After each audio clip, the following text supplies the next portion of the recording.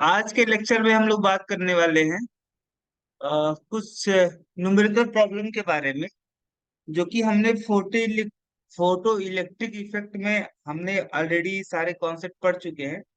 तो photo electric concept से पे बेस्ड कुछ न्यूमेरिकल प्रॉब्लम हम लोग आज के लेक्चर में सॉल्व करेंगे। जैसे आपके स्क्रीन के सामने मैंने एक पीडीएफ खोल के रखा हुआ है, जिसमें अगर आप देखोगे, अगर आप देखते हो तो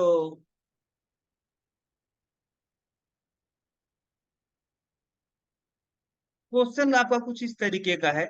क्वेश्चन बोल रहा है, देखो एक क्वेश्चन हम सॉल्व करने वाले हैं। एक क्वेश्चन क्या बोल रहा है?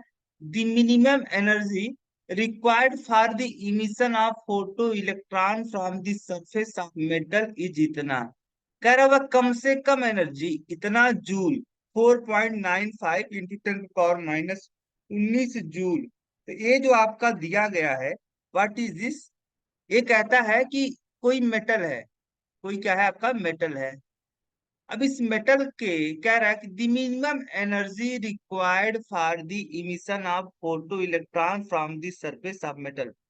किसी मेटल के सरफेस से इलेक्ट्रॉन को इजेक्ट कराने के लिए, इलेक्ट्रॉन को उत्सर्जित करवाने के लिए किसी मेटल के सरफेस से कम कितनी एनर्जी रिक्वायर्ड है? इतनी एनर्जी। यानी इसका मतलब हुआ कि देखो, ये जो मिनिमम एनर्जी दिया है, वाट एक मिनिमम एनर्जी है क्या? अगर आप देखोगे तो मेटल, चूंकि मेटल के एटम से मिलकर बना होता है इस तरीके से, ये आपका मेटल है और ये मेटल आपका मेटल एटम से मिलकर बना है। और इसमें जो इलेक्ट्रॉन होंगे, ये जो आपका खाली स्थान होगा मेटल के अंदर, इंटर इनिशियल वायर्स में इलेक्ट्रॉन क्या होते हैं? आपके प्रेजेंट होते हैं।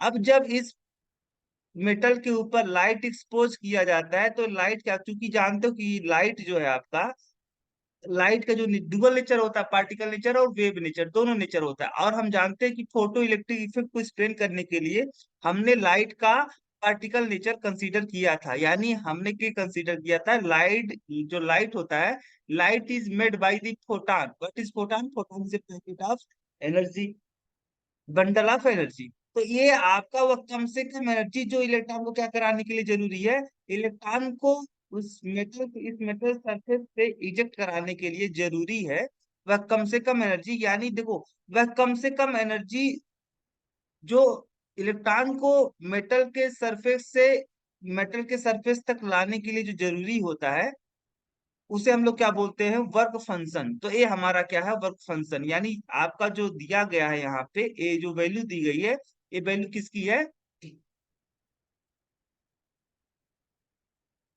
तो ये वैल्यू आपकी दी गई है वर्क फंक्शन।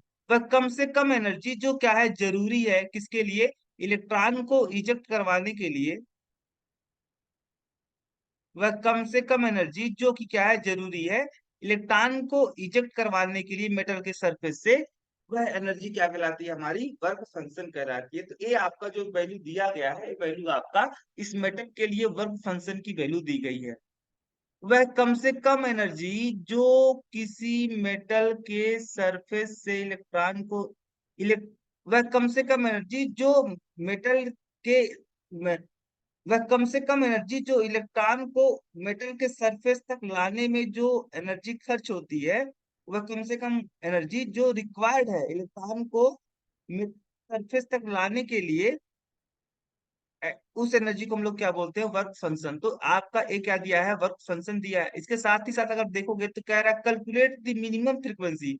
वह कम से कम फ्रीक्वेंसी आपको कैलकुलेट करना है, and the corresponding wavelength of the photon required to the eject the electron. इसका मतलब क्या बोल रहा है? कह रहा है कि वह, अब देखो, चूंकि मिनिमम एनर्जी इतना दिया गया है, यानी वर्क फंक्शन दिया गया, आपको मिनिमम फ्रीक्वेंसी, यानी मिनिमम फ्रीक्वेंसी का मतलब हो गया आपका थ्रेशोल्ड फ्रीक्वेंसी के बारे में पूछ रहा है। थ्रेशोल्ड फ्रीक्वेंसी क्या होता है? आप जानते हो कि थ्रेशोल्ड फ्रीक्वेंसी क्या होता है? The minimum frequency of radiation which are required to eject the electron from the metal surface which has kinetic energy equal to zero are called threshold energy. यानी आपका मिनिमम जो फ्रीक्वेंसी पूछ रहा है, किसकी मिनिमम फ्रीक्वेंसी का मतलब हुआ कि ये थ्रेशोल्ड फ्रीक्वेंसी के बारे में पूछ रहा है। थ्रेशोल्ड फ्रीक्वेंसी के बारे में क्या कर रहा है? पूछ रहा है। तो हम जानते हैं, क्या जानते हैं? हम जानते हैं कि जो, अगर आप जानते हो कि ज h nu equal to W plus kinetic energy.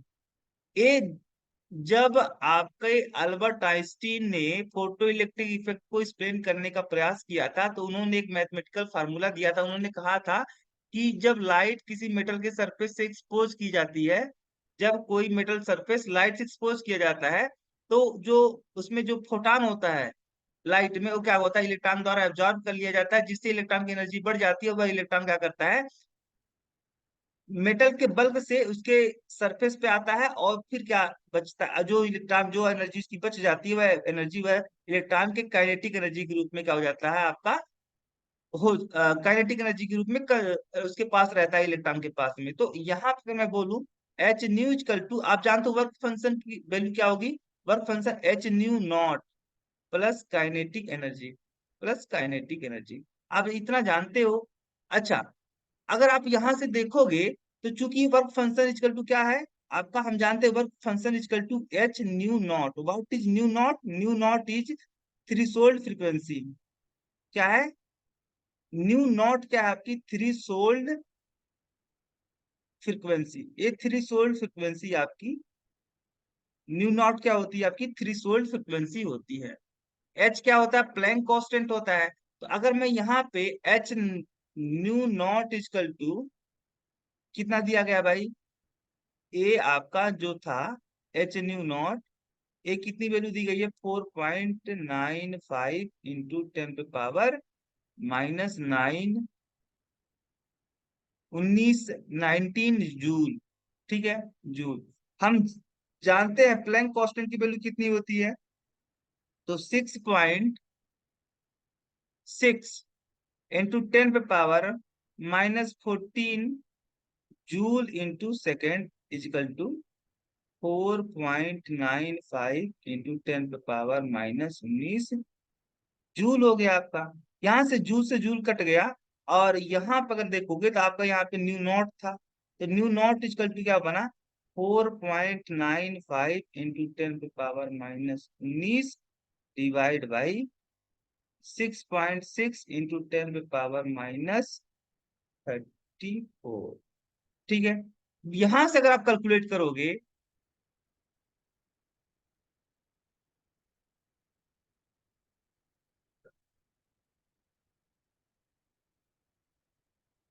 यहां से अगर आप कैलकुलेट करोगे, तो यहाँ पे देखो, आप इस नंबर में एक, आपको इस नंबर को आप किस तरीके से लिख सकते हो, आप लिख सकते हो 4.95 इंटू 6.6 इंटू 10 पे पावर -19 था। और ए जब ऊपर जाएगा आपका, नीचे वाला ए वाला टर्म जब ऊपर जाएगा, तो क्या हो जाएगा, 10 पे पावर -14 था, तो +14 बन जाएगा। ठीक है, ये वैल्यू अगर आप कैलकुलेट करोगे, तो वैल्यू कितनी आएगी, ये वैल्यू आपकी आएगी 0.75 इंटू एक कितना, 34 और 19 अगर आपस ऐड हो जाएगा, 10 पे पावर -19 +34, तो 34 में से अगर 19 घटा दिया जाए, तो हमारा कितना हो जाएगा, 15 हो जाएगा। ठीक है, अब इसको अगर आप लिखोगे, तो क्या होगा आपका,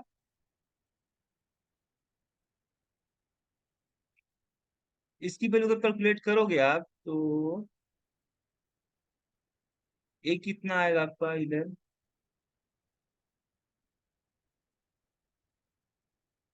यहाँ से बस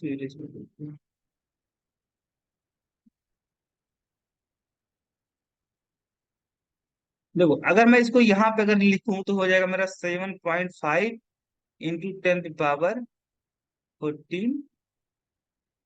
अब यहाँ पे चूंकि आपका जो इधर सेकंड था, अब सेकंड, अब ये सेकंड, ये वाला जो टर्म था आपका, पूरा होल टर्म यहाँ पे नीचे डिवाइड में डिनोमिनेटर में चला गया था, तो ये हो गया आपका सेकंड इनवर्स यानी हर्ट्ज। इस सेकंड इनवर्स को हम लोग क्या बोलते हैं, हर्ट्ज बोलते हैं, 14 हर्ट्ज। इतनी फ्रिक्वेंसी का लाइट अगर क्या होती है, इंसिडेंट होती है मेटल के सरफेस पे, तो इलेक्ट्रॉन क्या होगा आपका, इजेक्ट होगा।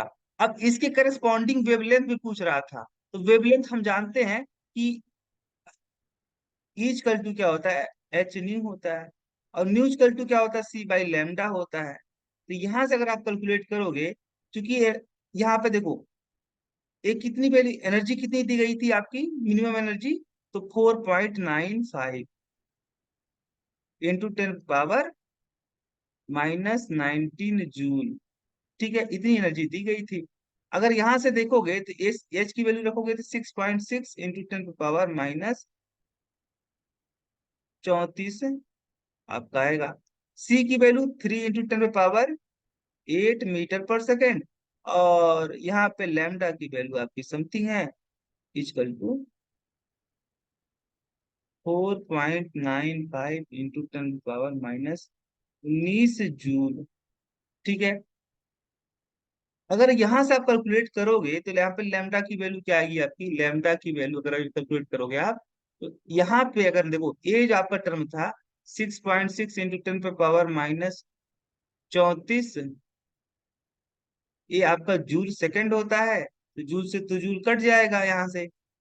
ठीक है, और यहाँ पे अगर देखोगे तो ये मीटर पर सेकंड होता है, तो यहाँ सेकंड और सेकंड इनवर्स आपका कैंसिल आउट हो गया, बचा क्या मीटर। तो यहाँ पे मल्टीप्लाई बाई 3 इंटू 10 पावर 8 और डिवाइड बाई 4.95 इंटू 10 पावर -19, इतना। और ये आपको जो लेमडा की वैल्यू आएगी वह मीटर में आएगी, किसमें, मीटर में आएगी। तो यहां से अगर आप कैलकुलेट करें तो 6.6 इंटू 3 डिवाइड बाई 4.95 इंटू 10 पे पावर, यहाँ पे देखो -34 +8, आई ऊपर जाएगा तो +19 बन जाएगा। ठीक है, अब यहां से वैल्यू आप कैलकुलेट करोगे, ये वैल्यू आपकी आने वाली है,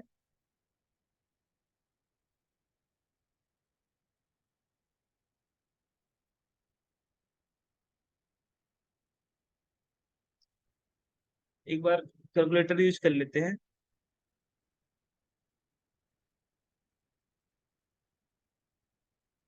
6.6 इंटू 3 डिवाइड बाई 4.9, आपका आया 40। ये वैल्यू कितनी आ रही, 40। ये क्या होगा, 40 इंटू 10 पे पावर, यहाँ पे देखोगे तो 19 और 8, आपका 19 और 8 कितना हो गया, 19 8 27, 27 में 27 +27 - 34 कितना हो गया आपका, -7, 10 पे पावर -7 आया। ठीक है, अब इसको आप कैलकुलेट करोगे, ये मीटर में आया था आपका, हालांकि तो यहाँ पे करोगे तो 4 इंटू 10 पे पावर -6 मीटर, ये आपका क्या आएगा,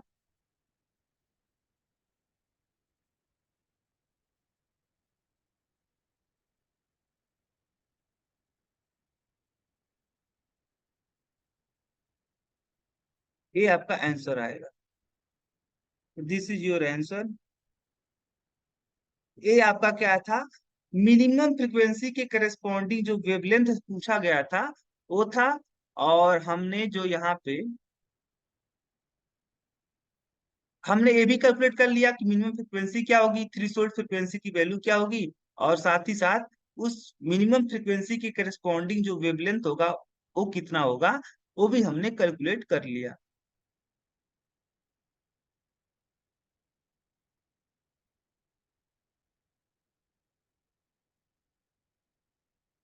इसी तरीके से अगर मैं बात करूं नेक्स्ट क्वेश्चन को लेकर के,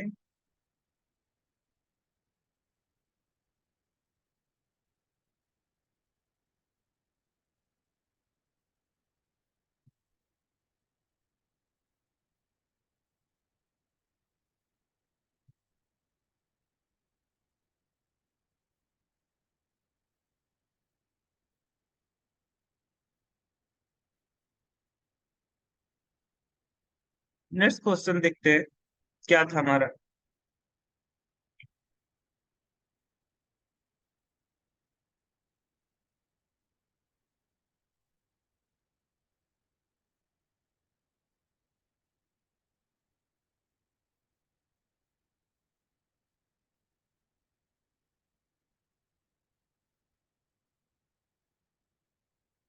नेक्स्ट क्वेश्चन हमारा कुछ इस तरीके का है।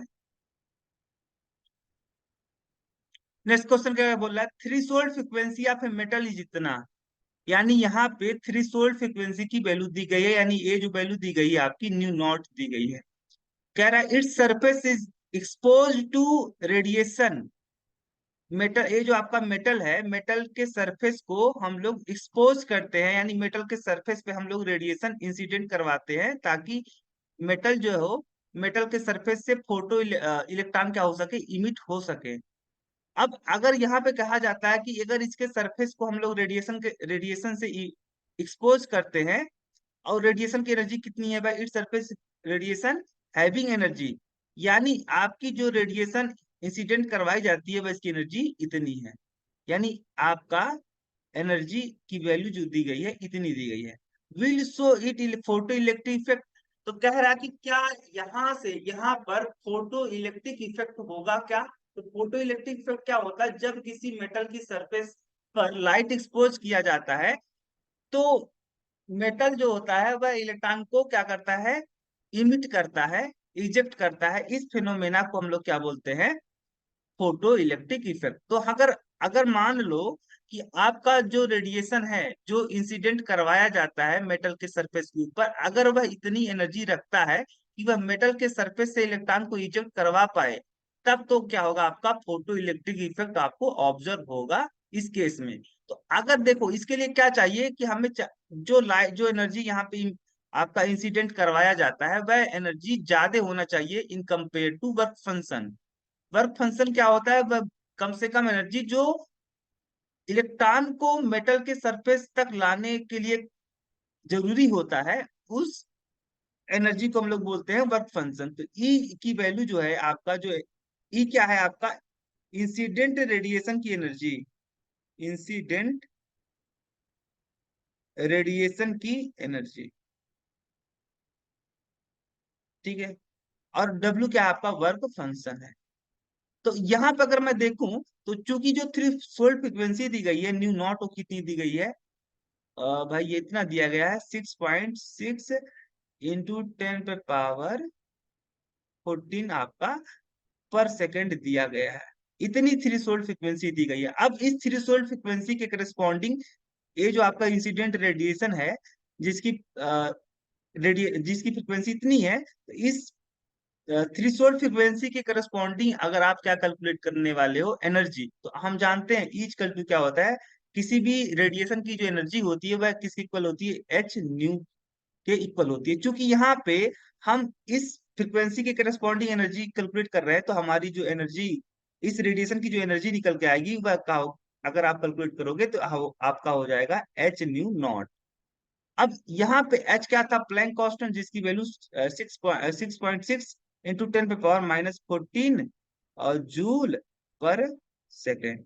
और यहाँ पे न्यू नॉट की वैल्यू अगर आप देख रहे हो तो न्यू नॉट की वैल्यू कितनी दी गई है भाई, न्यू नॉट की वैल्यू दी गई है आपकी 3.5 इंटू 10 पे पावर -19। यहाँ पे मैंने थ्रेशोल्ड फ्रीक्वेंसी की वैल्यू गलत लिख दी है। यहाँ से अगर देखोगे तो यहाँ पे जो थ्रेशोल्ड फ्रीक्वेंसी दी गई थी न्यू नॉट की वैल्यू, वो कितनी दी गई थी भाई, 6.3 इंटू 10 पे पावर 14 सेकेंड यूनिवर्स दिया गया है। तो यहाँ पे मैं मल्टीप्लाई कर देता हूँ प्लैंक कांस्टेंट को थ्रेशोल्ड फ्रीक्वेंसी के साथ में, 6.3 इंटू 10 पे पावर 14, ठीक है, सेकेंड यूनिवर्स। ये आपका था जूल इंटू सेकेंड, ये सेकेंड यूनिवर्स था। सेकेंड यूनिवर्स सेकेंड आपका कैंसिल आउट हो गया आपका। यहाँ पे 6.6 इंटू 10 पे 6.3 इंटू -14 हो गया आपका, प्लस आपका 14। तो यहाँ से अगर आप देखोगे तो एक कितना हो जाएगा आपका, 10 पे पावर -14 और +14।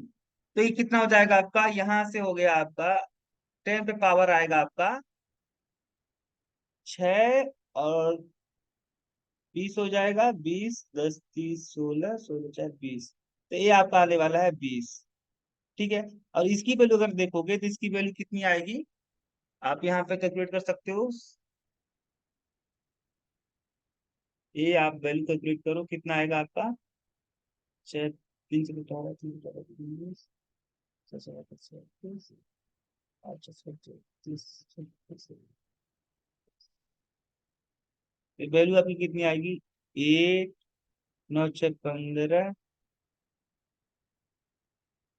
9 6 15, 9 10, 11 हो गया, और 3 1 4, तो 136 आपका आया 41.48।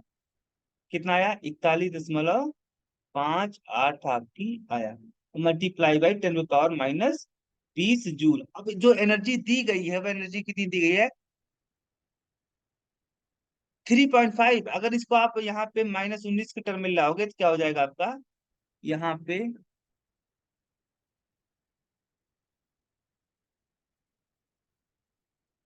इसको थोड़ा सा आप चेंज करो। इसको चेंज करोगे अगर आप, तो क्या हो जाएगा आपका, 4.158 इंटू 10 पावर माइनस 19 आपका जूल। और जो आपकी रेडिएशन इंसिडेंट करवाई जाती है मेटल के सरफेस पे, उसकी एनर्जी कितनी है, 3.5 इंटू 10 पावर माइनस 19 जूल। इसका मतलब हुआ कि जो इंसिडेंट, क्योंकि आपका जो इंसिडेंट रेडिएशन जो इंसिडेंट करवाया जाता है उसकी एनर्जी क्या है, कम है in compare to work function. तो वर्क फंक्शन से अगर इंसिडेंट रेडिएशन की एनर्जी आपकी जो है वर्क फंक्शन से कम है, तो ऐसे केस में आपका कोई भी इलेक्ट्रॉन मेटल के सरफेस से इजेक्ट नहीं होगा। इस कारण से आपका यहाँ पे ऑब्जर्व नहीं होगा, फोटो इलेक्ट्रिक इफेक्ट क्या होगा, आपका ऑब्जर्व नहीं होगा, क्योंकि वर्क फंक्शन की वैल्यू ज्यादा है। और जो इंसिडेंट लाइट आपकी जो रेडिएशन इंसिडेंट करवाई जाती है, एक्सपोज कराई जाती है मेटल के सरफेस से, उसकी एनर्जी क्या है, कम है। तो अगर वर्क फंक्शन के इक्वल ही एनर्जी नहीं मिल पाएगी इलेक्ट्रॉन को, तो वह मेटल के सरफेस तक आएगा ही नहीं, और जब मेटल के सरफेस तक आएगा नहीं तो फिर इलेक्ट्रॉन के इजेक्ट होने की कोई संभावना ही नहीं है। इसका मतलब हुआ कि यहाँ पे आपको कोई भी फोटो इलेक्ट्रिक इफेक्ट ऑब्जर्व नहीं होगा। ठीक है, कोई भी फोटो इलेक्ट्रिक इफेक्ट आपको ऑब्जर्व नहीं होगा। इसके साथ ही साथ अगर देखोगे, अगला क्वेश्चन आपका क्या बोला, in a metal binding energy of electron is इतना kilo joule. 250 kilo joule energy आपको देनी पड़ेगी अगर इलेक्ट्रॉन को आपको क्या करना, बाइंडिंग एनर्जी। इलेक्ट्रॉन की जो binding energy for electron in the metal, कोई मेटल है, और मेटल के केस में जो मेटल है, मे, उस मेटल का जो बाइंडिंग एनर्जी है, यानी उस मेटल के वैलेंस शेल के इलेक्ट्रॉन को अगर हम लोग इजेक्ट करवाना चाहें, क्या करवाना चाहे, मुक्त करना चाहे, फ्री करना चाहे, तो मुझे इतनी एनर्जी देनी पड़ेगी। यानी यहाँ पे आपका ये जो वैल्यू दी गई है 250, यहाँ पे मैं थोड़ा सा इरेज कर लेता हूँ। ठीक है, यहाँ पे देखो, ये जो वैल्यू दी गई है 250 किलो जूल, ये वैल्यू जो आपकी दी गई है, ये क्या है आपका, ये कह रहा है कि बाइंडिंग जो मेटल है आपका, उस मेटल का बाइंडिंग एनर्जी जो है वह इतना किलो जूल है। अब चूंकि जो मेटल है, आपको पता है मेटल जो होता है वह मेटल के एटम से मिलकर बना होता है, और मेटल का एटम देखोगे तो यहाँ पे एक आपका न्यूक्लियस होगा, और इसके चारों तरफ डिफरेंट क्या होंगे, कई सारे ऑर्बिट होंगे। और जो इलेक्ट्रॉन आपका वैलेंस सेल में होगा, जो इलेक्ट्रॉन, उसको हम लोग इस न्यूक्लियस के प्रभाव क्षेत्र से अगर हम इसे दूर करना चाहे, यानी यानी इसका मतलब ये हुआ कि इलेक्ट्रॉन को अगर हम मैं क्या करना चाहूं, इस एटम के इस न्यूक्लियस के प्रभाव क्षेत्र से हम लोग इसे अलग करना चाहें, तो इतनी एनर्जी मुझे देनी पड़ेगी। ठीक है, यानी इलेक्ट्रॉन को एटम से मुक्त करने के लिए हम मुझे इतनी एनर्जी देनी पड़ेगी, और यही एनर्जी क्या कहलाता है आपका, वर्क फंक्शन। यानी आपका जो वैल्यू दिया गया है वह क्या दिया गया है, वर्क फंक्शन की वैल्यू दी गई है, 250 किलो जूल एनर्जी रिक्वायर्ड है अगर हम लोग इलेक्ट्रॉन को एटम से बाहर निकालना चाहते हैं, बाइंडिंग एनर्जी। तो अब क्या बोल रहा है, पर मोल, किलो जूल पर मोल। अच्छा, यहाँ पे आपका पर मोल भी है। 1 मोल एटम से इलेक्ट्रॉन को इजेक्ट करवाने के लिए इतनी एनर्जी हम मुझे देनी पड़ेगी। कह रहा है कैलकुलेट दी थ्रेशोल्ड फ्रीक्वेंसी। यानी ये आपका, मैंने क्या बोला, ये दिया क्या गया है, आपका वर्क फंक्शन दिया गया है। अब वर्क फंक्शन हम जानते हैं, वर्क फंक्शन इक्वल टू होता है एच न्यू नॉट। तो यहाँ पे देखोगे h nu naught equal to क्या है, 250 किलो जूल। अब किलो जूल दिया गया है, तो 1 किलो जूल पर मोल दिया गया है। ठीक है, तो 250 इंटू किलो जूल की वैल्यू मतलब 10 पावर 3, ये जूल हो गया, और आपका यहाँ पे पर मोल हो गया, पर मोल हो गया। अब चूंकि यहाँ पे देखोगे अगर आप, देखो अब मोल को हम लोग क्या करते हैं, यहाँ पे अब पर मोल दिया गया है, अब पर मोल को हम लोग क्या कर देंगे, यहाँ पे ये जूल हो गया, अब यहाँ पे नीचे मोल, मोल इनवर्स है ना, तो मोल इनवर्स की जगह पे हम लोग क्या करेंगे, यहाँ पे अगर मैं इसको नीचे ले आऊं तो हमारा मोल हो जाएगा। अब मोल की एक मोल इक्वल टू कितना होता है, एक मोल इक्वल टू हम जानते हैं कि आपका 6.022 इंटू 10 पावर 23 होता है, एवोगाद्रो नंबर इक्वल होता है 1 मोल। ये क्या लिखा है, 1 मोल लिखा है। 1 मोल की जगह पे हम लोग क्या लिख सकते हैं, 1 मोल की जगह पे हम लोग लिख सकते हैं, यहाँ पे 250 था इंटू 10 पावर 3, ये जूल था, यहाँ पे आपका ए जो होगा 1 मोल, 1 मोल की जगह पे हम लोग लिख सकते हैं अवोगाद्रो नंबर 6.022 इंटू 10 पावर 23। ठीक है, अब यहाँ से ए क्या था आपका, एक किस इक्वल था, h h nu naught Planck constant into frequency. अब प्लैंक कांस्टेंट की वैल्यू कितनी दी गई है भाई, प्लैंक कांस्टेंट की वैल्यू दी गई है आपकी, प्लैंक कांस्टेंट की वैल्यू हम लोग जानते हैं क्या होता है, 6.6 into 10 power -14 joule into second. और यहाँ पे अगर आप देखोगे, यहाँ इंटू न्यू नॉट, तो न्यू नॉट इजकल टू क्या हो जाएगा आपका, 250 इंटू 10 पावर 3। यहाँ पे देखो जूल से जूल आपका कैंसिल आउट हो गया। अब यहाँ पे इंटू डिवाइड बाय क्या था आपका, 6.022 इंटू 10 पावर 23। अब यहाँ पे जो आपका है ये वैल्यू जो दी गई है वह क्या दी गई, इतना दिया गया, इंटू 1/6.022 इंटू 10 पावर -34, आपका इतना दिया गया। अब यहाँ से अगर कैलकुलेट करोगे तो आपका क्या हो जाएगा, 250 डिवाइड बाई 6.022 इंटू आपका,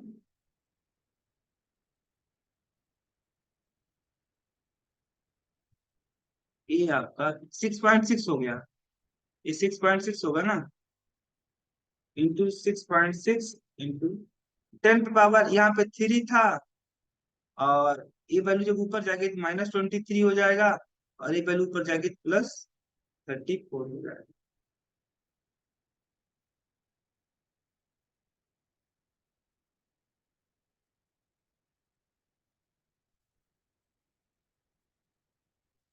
तो 34 3 37, 37 में से 23 गया आपका, 14 बचा। 10 पे पावर क्या हो जाएगा आपका, 10 पे पावर 14, ये वैल्यू कितनी जाएगी, 10 पे पावर 14। और यहाँ से अगर करोगे तो 250 में अगर आप यहाँ पे एक बार कैलकुलेट कर लो आप एक बार, 250 डिवाइड बाई 6.022, फिर डिवाइड करो आप 6.6 से, तो आएगा आपका 6.2, क्या आएगा, 6.29, क्या आने वाला है, 6.2900 इंटू 10 पे पावर आपका 14। ठीक है, और ये आएगा आपका सेकंड इनवर्स में, यही वैल्यू यहाँ पे दी गई है, यही वैल्यू तो यहाँ पे आई थी ये। यानी ये क्वेश्चन भी हमारा सॉल्व हो गया।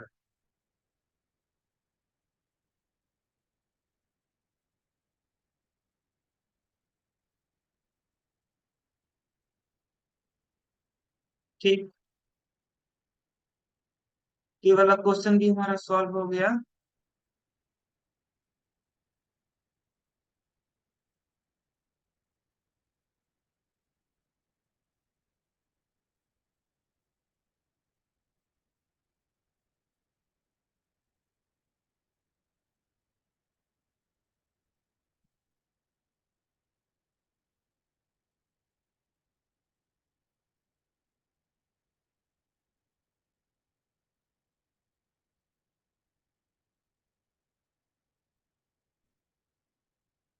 क्वेश्चन नंबर 10 हमने अभी नहीं लगाया था, क्वेश्चन नंबर 10 को भी लगा लेते हैं। क्वेश्चन नंबर 10 क्या बोल रहा है? क्वेश्चन नंबर 10 बोल रहा है वर्क फंक्शन आपने मेटल जितना इलेक्ट्रॉन वोल्ट, यानी वर्क फंक्शन आपका दिया गया है 2.13 इलेक्ट्रॉन वोल्ट। हम जानते हैं कि एक इलेक्ट्रॉन वोल्ट इक्वल टू कितना होता है, तो 1.6 into 10 to the power -19 joule आपका होता है। तो यानी वर्क फंक्शन आपका इतना है।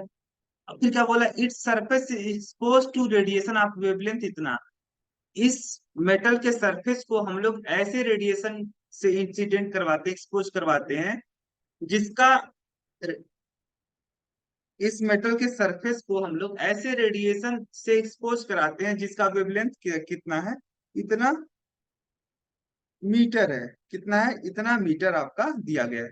यानी ये आपका जो वेवलेंथ दिया गया है वो दिया गया है 400 into 10 to the power -19 metre. ठीक है, इतना दिया गया है। Calculate the kinetic energy of most energetic photo electron. तो हम जानते हैं, वी नो दैट, क्या जानते हैं कि आपका h nu equal to h nu naught plus kinetic energy. अगर काइनेटिक एनर्जी निकालोगे यहां से तो आपका h nu minus h nu naught हो गया। ठीक है, अब यहाँ पे एच क्या है, प्लैंक कांस्टेंट, न्यू क्या है, जो रेडिएशन आपका इंसिडेंट करवाया जाता है मेटल के सरफेस के ऊपर उसकी फ्रीक्वेंसी, और न्यू नॉट क्या था, थ्रेशोल्ड फ्रीक्वेंसी। तो अगर यहां से मैं एच कॉमन ले लूं तो मेरा क्या बन जाएगा, न्यू माइनस न्यू नॉट। अब यहां से अगर आप देखोगे एच न्यू इक्वल टू क्या होता है, सी बाई लैम्डा होता है, और इसके करस्पॉन्डिंग अगर लिखोगे तो सी बाई लैम्डा नॉट हो जाएगा। ठीक है, अब यहां से देखोगे तो काइनेटिक एनर्जी क्या निकल के आएगा, यहां से देखो एच, आप बोल रहे हो c by lambda minus c by lambda nought, threshold wavelength. अब यहां से अगर मैं सी कॉमन ले लूं तो h c by 1/λ minus 1/λ nought. ठीक है, तो काइनेटिक एनर्जी की वैल्यू जो निकल के आई वो क्या आई आपकी, एच सी 1/λ माइनस 1/λ नॉट। ठीक है, एच यहाँ पे वर्क फंक्शन की वैल्यू दी गई थी, तो यहाँ से इतना ज्यादा मुझे करने की आवश्यकता ही नहीं थी। यहां से अगर वर्क फंक्शन की वैल्यू दी गई थी, ए आपका डब्लू था, तो काइनेटिक एनर्जी हम निकाल ही सकते थे यहाँ से। एक बार फिर से मैं क्या करता हूँ,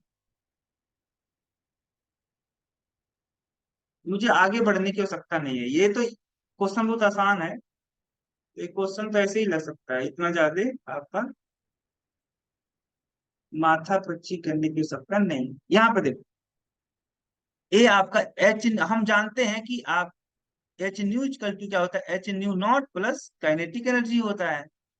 ए क्या होता है आपका work function, h nu equal to W plus A E, kinetic energy. अगर यहाँ से काइनेटिक एनर्जी निकालोगे तो आपका हो जाएगा एच न्यू माइनस डब्ल्यू। ठीक है, तो यहाँ पे काइनेटिक एनर्जी की वैल्यू कितनी आई आपकी निकल करके, एच न्यू माइनस डब्ल्यू आया। अब एच न्यू आपका, यानी H new, A H new क्या है आपका, इंसिडेंट रेडिएशन की एनर्जी। ये क्या है, एनर्जी ऑफ इंसिडेंट रेडिएशन। जो रेडिएशन आपका इंसिडेंट करवाया जाता है मेटल के सरफेस के ऊपर उसकी एनर्जी, कितना दिया गया था भाई आपका, अब इसकी वैल्यू नहीं पता, चलो कोई बात नहीं, वर्क फंक्शन तो दिया गया था ना, ये वर्क फंक्शन इतना दिया गया था जिसकी वैल्यू इतनी आई थी। तो यहाँ पे अगर मैं कहूँ कि न्यू को अगर मैं चेंज कर दूं सी बाई लैम्डा में, तो मेरा कुछ इस तरीके का इक्वेशन बनेगा। Kinetic energy H, Planck constant की value 6.6 into 10 to the power -14 joule into second, into C, C की value 3 into 10 to the power 8 और डिवाइड बाई लैम्डा। लैम्डा की वैल्यू कितनी दी गई थी भाई, तो 400 मल्टीप्लाई बाई 10 पे पावर -19 मीटर। ठीक है, मीटर, ये किसमें, मीटर इंटू सेकंड इनवर्स। और माइनस डब्ल्यू, डब्ल्यू की वैल्यू कितनी दी गई थी, तो 2.13 इंटू 1.6 इंटू आपका कितना हो गया, 10 पे पावर माइनस 19 जूल हो गया आपका। ठीक है, तो यहाँ पे देखोगे तो मीटर से मीटर कैंसिल आउट हो जाएगा, सेकंड और सेकंड इनवर्स आपका कैंसिल आउट हो जाएगा, तो ये वैल्यू आपकी आएगी, जो भी आएगी वो है 6.6 डिवाइड बाई 400। और यहाँ पे देखोगे इंटू 3, और यहाँ पे देखोगे इंटू -14 +8, और ये वैल्यू जब ऊपर जाएगी तो हो जाएगी आपकी प्लस में, -2.13 इंटू 10 पे पावर माइनस 19 जूल। अब यहाँ पे अगर आप देखोगे तो 6 × 3 = 18, और 6 × 3 = 18 19 बाई 4। अभी देखो 10 पे पावर माइनस 34, 19 और 8 क्या हो गया आपका, 27 हो गया, 27, 27 में से -34 + 27 आपका हो गया -7, और ये आपका हो गया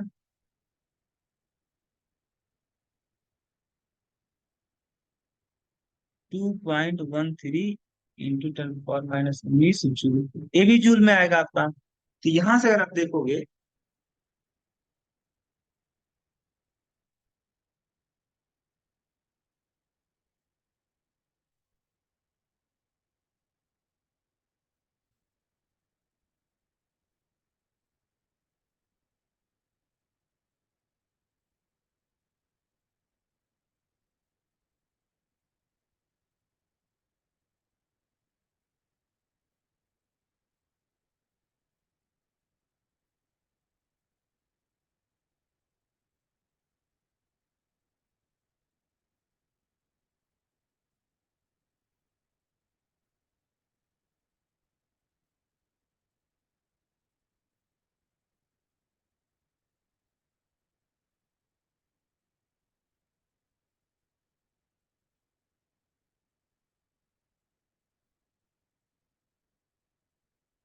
ये जो वैल्यू दी गई थी ना वेवलेंथ की, 400 मल्टीप्लाई बाई 400 इंटू 10 पे पावर माइनस 9 दिया गया था, मैंने क्या रख दिया यहाँ पे, 19 रख दिया, तो मैं यहाँ पे 9 बना देता हूँ, 9। अगर मैं 9 बनाऊंगा तो यहाँ पे 9 हो जाएगा, 9 अगर मैं बनाऊंगा तो आपका ये कितना आएगा, 9 8 17, 17 में 34 + 17 -34 + 17, तो आपका 17 17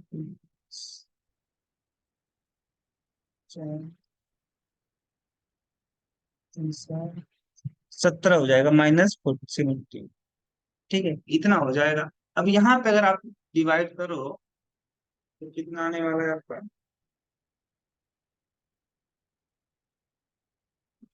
19.8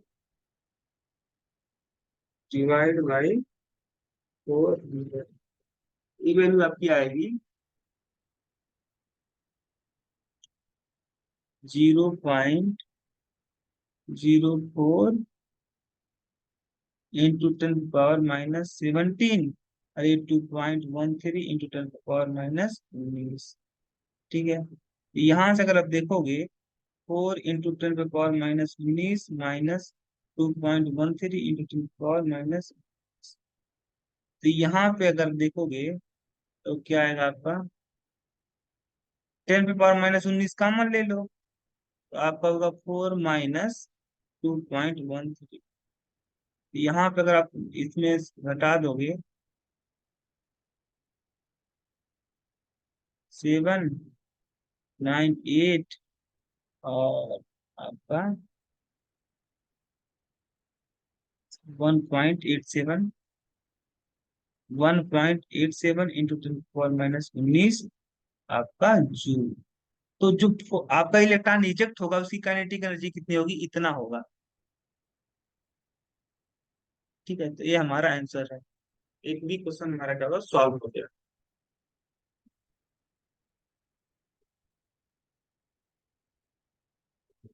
तो आज के लेक्चर में इतना ही रखते हैं।